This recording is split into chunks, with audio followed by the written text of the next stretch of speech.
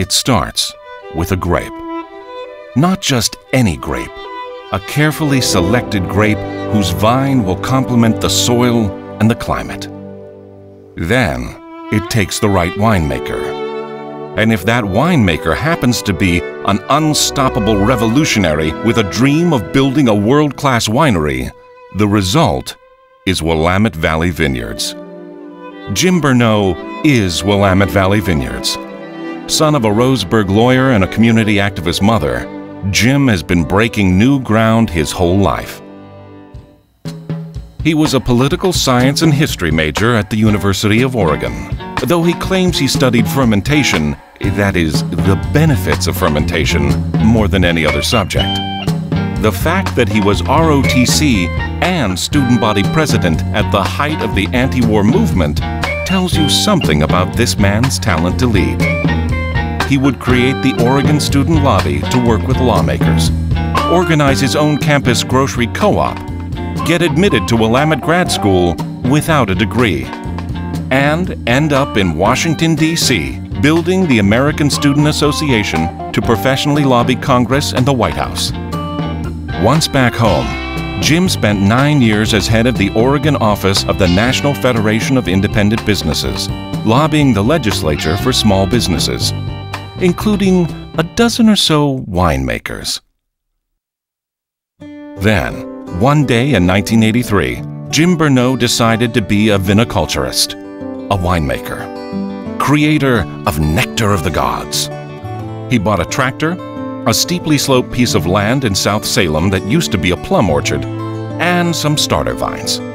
He had no money for an irrigation system, but he found a sale on garden hoses at Fred Meyer, bought 17 75-foot lengths, and spent all summer hauling them up and down the hill, watering every vine by hand. One of my neighbors who's passed away now, I remember him when I was plowing.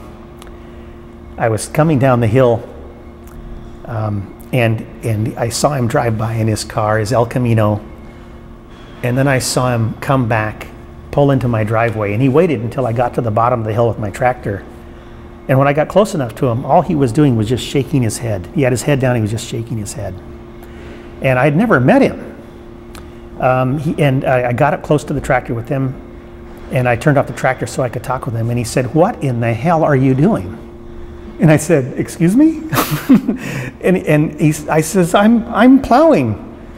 He says, "The hell you are. Get off that tractor and let me show you how to plow." So even my neighbors got in the act to help me. Jim's first harvest was in 1988, his first crush in 1989, and in 1990, he released the first wine with the label Willamette Valley Vineyards. In the quarter century since, Jim, still the revolutionary, has accumulated an extraordinary number of firsts.